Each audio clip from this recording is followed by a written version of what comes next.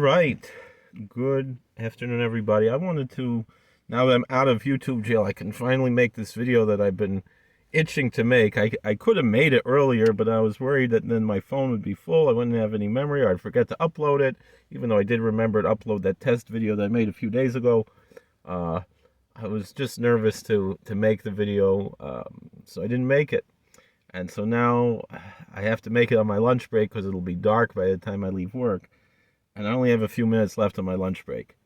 So I wanted to talk very quickly about Eliyah Hawila, the story about a young man who identified himself as Jewish and married a Jewish girl from the Syrian Jewish community in Brooklyn, and realized, of course, that's not the way it works. You don't just call yourself Jewish. There's a process to becoming Jewish. And there's a few things that I wanted to talk about here in these few minutes. One thing was that, I've been very upset on all the social media, on the Facebook and Twitter and all of the Jewish websites, all the comment sections on Vos's Nayas and Yeshiva World and Matzav and all these other Orthodox Jewish websites that have focused in on this story. The level of racism that I have seen in the comments section is a tremendous, tremendous Chilul Hashem. The first thing is, he is not a Muslim. People keep calling him, he's a Muslim, he's a Muslim, he's a Muslim. He's not a Muslim. His father is Muslim. His mother is not religious. I'll tell you something, there's something telling me that the fact that his mother is not religious might mean that she comes from some Jewish stock. She might even be what we would call halachically Jewish. We really don't know as far as that is concerned, but there is something strange about that, because I know stories like that. There have been a lot of people who were kind of like Anusim. We know about the stories of the Anusim. There's a term that's not as friendly, the Marranos, in Spain, that were forced to convert to Christianity over 500 years ago. What's not as well known is that there were similarly Anusim, people who were forced to convert to Islam. Jewish people were forced to convert to Islam, and a lot more recently. Now, he is from Lebanon. I'm not aware of a Lebanese faction like this, although there were Jews in Lebanon, and there very well could be. But there's a tremendous amount in the Palestinian community, in the Jordanian community, of people who are actually, again, we would call halachically Jewish, and who knew their grandparents, who were the ones who were that first generation that were forced to convert. A great deal of the Palestinians are of Jewish ancestry, and the implications of that are very interesting. So this is a possibility, but it doesn't mean anything halachically speaking.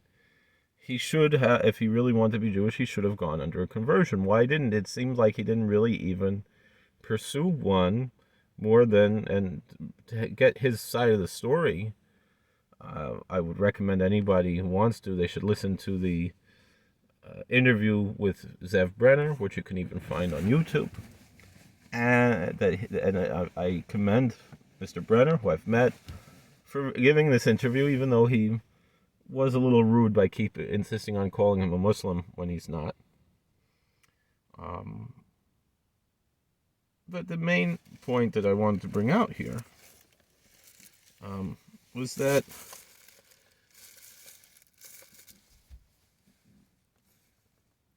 Islam and Christianity are both mostly what we would call confessional religions. That's not to say that there are no practices involved in it, but pretty much you declare yourself a Muslim, you declare yourself a Christian, and you are. Now, still there are aspects within the community how that's done. most churches will want you to be baptized into their church. And if you're baptized as an infant, for the churches that perform infant baptisms, they'll have some confirmation later on of their baptism. But essentially, that's how that works. But essentially, if someone declares themselves, expresses their faith in that religion, that's what they are. That is their faith. And they might want to outwardly express that faith through this, but it's not always seen as a necessity in these circles. On the other hand, Judaism, for the most part, is not necessarily a confessional religion. It certainly is a confessional faith. And I know there's different discussions of these terms, faith and religion. I know in the Catholic Church, they have developed a system where they have these three terms: ecumenical, interfaith, and interreligious. Ecumenical, usually they say, means among all of the various Christians. Interfaith would mean between the Abrahamic religions, between Christians, Muslims, Jews, perhaps to a certain extent the Baha'i, maybe the Sikhs, could be somewhat Abrahamic in a sense because of their influences from Sufi Islam, even though it's in direct opposition to the practices of Islam, but their theology certainly is influenced by Sufi mystics.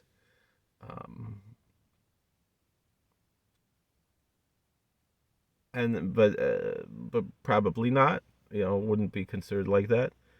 And then interreligious, as the Catholic Church would say it, would be between these Abrahamic faiths and, let's say, the Vedic faiths, the Hindus and the Buddhists, or some other neo-pagan groups, Wiccans and Odinists and whatever other religious groups that you might want to, Taoists, Jains, whatever it is, and many, many others.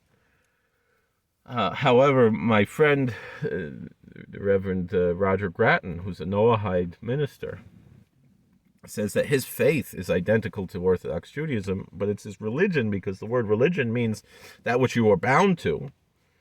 His religion is Noahide, meaning he's only bound to the 7 laws of Noah. But his faith is the same as the Jews. It's as the rabbis teach, but it's the religion that's different. That the Jews have the 10 commandments, which are extrapolated into 613, and the Noahides have 7, which are extrapolated into also maybe about 50 or 60 or 80 or 100 commandments, individual commandments, correlating similar to those 613 that the Jews have. Excuse me. But in any event, essentially someone can declare themselves a Noahide, but as their faith, but they don't necessarily declare themselves. But you cannot just declare yourself as a Jew. You have to go through the process of conversion. This man didn't understand that. He thought, if I declare myself, I believe in Judaism, I'm Jewish. I try to keep Judaism, I'm Jewish. He learned later that wasn't the case, but he was already he felt too deep in his lie, and he was afraid he was going to lose his friends, his wife, whatever it is. And that's why he kept up with the lie. And he admits that he lied. But when you listen to his testimony, this man loves Torah. The way I say it is like this. Our Rav, Rabbi Fishbane, he tells a story about a woman who wanted to take her landlord, or who kicked her out of her house or something else, to Bezdin, to rabbinical court. And the rabbi said, your tears bribed me. I can't judge this case fairly. And the same thing I would almost say here. His tears bribed me. I don't know if I can fairly judge this case to be a dayan for conversion for this man. but we're not allowed to take a bribe, and his tears bribed me. A bribe would disqualify a judge, as it would in the secular world, just to say so too in the religious world. Um, but his testimony um, is so powerful. Like we say, halavai, if it would only be that the average Jew, even the religious Jew, would have a love for Torah and Yiddishkeit like this man has. And perhaps it's a little bit of musar, but people don't see it that way. I mean, the vicious anti-Arab racism that they're saying, he's a Muslim and it's takfir, and he's lying, and it's a religious duty for him to lie in order to, and he's a terrorist. And so now I spoke to one of my rebbeim about it, and he said from his story he feels very strongly. We only know his side of the story, and there is an obligation to do some research to make sure. But the thing is, the NYPD did that research. The FBI did that research. He's not a terrorist. Now, is he really serious about Yiddishkeit? Maybe we need a little bit more, or maybe he needs a little bit more time. Maybe yes, maybe no.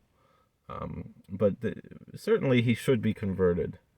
And all of this really insult, I don't think he really realized within the realm of Judaism how severe what he did was. And although he's taking responsibility for it, when it's like that quicksand story. You start off with something small and it grows, and so I feel rachmanis for him. Does it mean we should convert him tomorrow? No, maybe he should wait a few months, really be integrated into the community, really prove himself, even though it's not really necessary in most cases, but that's the way we do things. So that's my approach to it, meaning, number one, this racism has to stop. Number two, he didn't understand what he was doing, and that's why he fell so much. Those are the two main issues. And number three, he should be converted. He should, the fact that someone made a mistake but he admits to the mistake, that should not be a deterrent to his conversion. He certainly should, if he really wants this, we should accept him. But I know people won't, because of the racism, because of how many other people before they convert, they do things wrong. There's a lot of desperation in conversion. People sell themselves just to get into that mikveh, and it's not fair, it's not right, and it shouldn't be this difficult. And he really would not have had to lie about all these things if conversion was the way that Chazal intended it to be, the way that Shulchan Aruch has it. That it's a very simple thing to convert to Judaism. It's probably one of the simplest aspects of Judaism is conversion, and it's not supposed to be this difficult. But the Rabbanim, have made it that way. It's not the way of the Gedolim. You go to a Bezdin where there's a real Gadol, not these with the Rabbanut and the RCA and these, but like real Gedolim, it's always a lot easier. It's the politicians who make it difficult, not the Rabbanim. Moshe Feinstein did conversions very, very easily.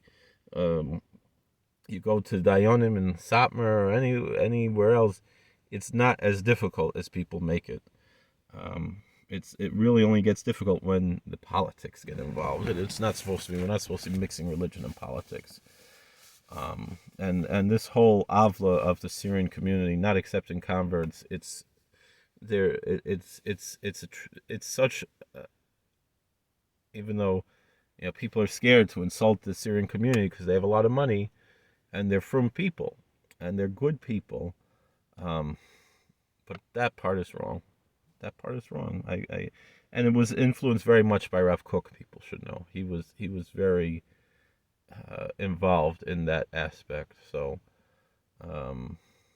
people who think of him as being this very open-minded person, not necessarily so. Not to insult him, he had his issues, and a lot of it was not his fault. But that's a story for a different time. Thank you for watching. God bless. Please like, share, and subscribe, comment, and we'll see you later.